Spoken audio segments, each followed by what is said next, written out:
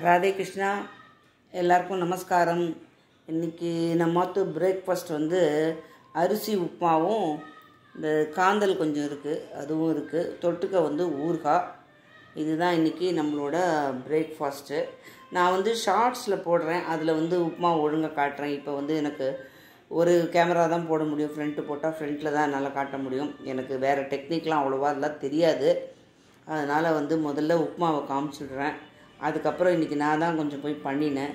So உங்களுக்கு வந்து பண்ணுறச்சே காமிக்கணும்னு நினச்சேன், பட் அது என்னால் முடியல. ஸோ வந்து நான் எப்படி பண்ணுறது அப்படிங்கிறத நான் சொல்கிறேன் உங்களுக்கு. அரிசி உப்புமா ரொம்ப நானே சொல்லக்கூடாது, நன்னா வந்திருக்கு. Thanks for. இல்லை இன்னும் முடிக்கலை. அப்புறம் என்னாச்சுன்னா இன்றைக்கி வந்து இது ஒரு ரொம்ப இது பண்ணல. ஏன்னா எங்கள் கேரட்டேக்கர் வந்து அவள் வந்து வேறு சாப்பிடுவா, இதெல்லாம் சாப்பிடுவாளான்னு தெரியல. கேட்டேன், அம்மா டேஸ்ட் எப்படி இருக்குன்னு பார்த்துட்டு நான் அடுத்த தடவை வேணால் சாப்பிட்றேன். நாங்கள் சரி ஓகேன்னு சொல்லிவிட்டு, எனக்கு மட்டும் அது அவ்வளோதான், அதுக்கு மேலாம் கிடையாது. அவ்வளோ கொஞ்சோண்டு உப்புமா மட்டும் பண்ணிவிட்டு அந்த காந்தல் வந்தது, அதை இது பண்ணி வச்சுருக்கோம். இதுக்கு நான் என்ன பண்ணினேன்னா, ஒரு சின்ன டம்ளரால் தான் ஒரு டம்ளர் அரிசி எடுத்துட்டு அதை நல்லா களைஞ்சி உணர்த்திக்கோங்க.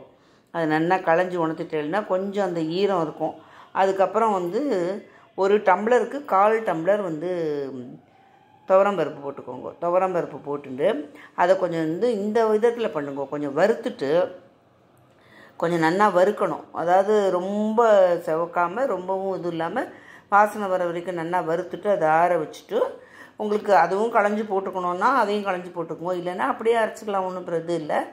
முதல்ல அதில் ஒரு சுற்றிட்டு அதுக்கப்புறம் இது ஃபேன் காற்றுல போடுறோம் இல்லையா அரிசி, இதுவும் காஞ்சிருக்கும், அதையும் மிக்சியில் போட்டு ஒரு சுற்றினா நல்லா நைஸாக பவுடர் மாதிரி, அந்த இதுக்கு எப்படி தேவையோ அரிசி உப்புமாக்கு அந்த மாதிரி நல்லா உடப்பட்டுரும்.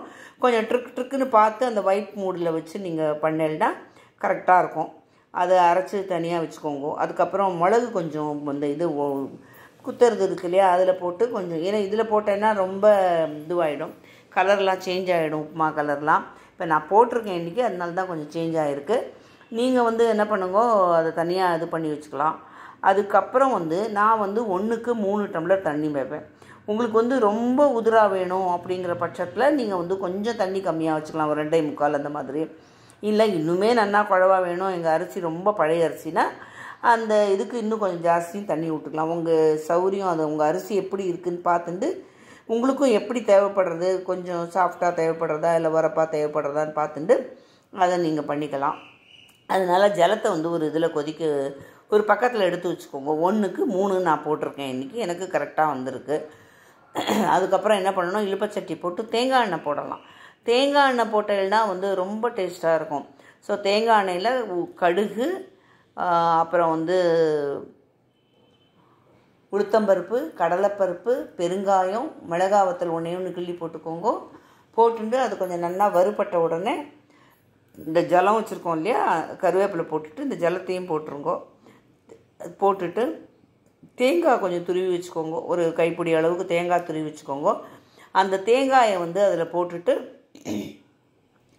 தேங்காயும் அதில் போட்டு இந்த தண்ணி நல்லா கொதிக்கரிச்சு அதுக்கு தேவையான அளவு உப்பையும் போட்டு, இந்த இதை போட்டு நம்ம இந்த கலவை அரைச்சி வச்சுருக்கோம் இல்லையா அரிசி உப்புமாக்கு, அந்த இதையும் போட்டுட்டு நல்லா நீங்கள் வந்து மூடி வச்சு, இலுப்பச்சட்டிலையும் கொஞ்சமாக இருந்தால் நம்ம பண்ணிடலாம், மூடி வச்சு இது பண்ணணும்.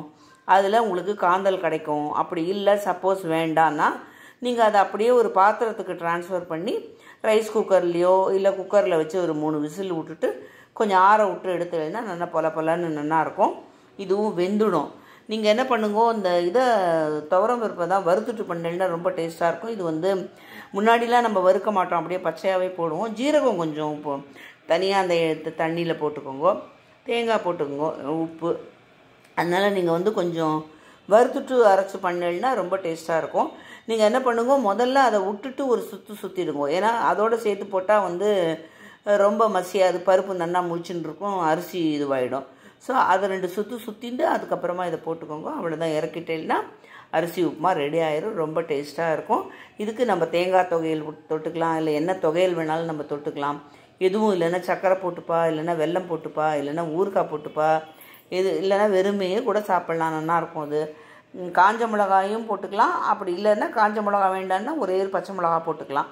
அதுவும் நல்லாயிருக்கும். தேங்காய் நிறையா போட்டேன்னா நல்லாயிருக்கும். அவ்வளோதான், அரிசி உப்புமா ரெடி.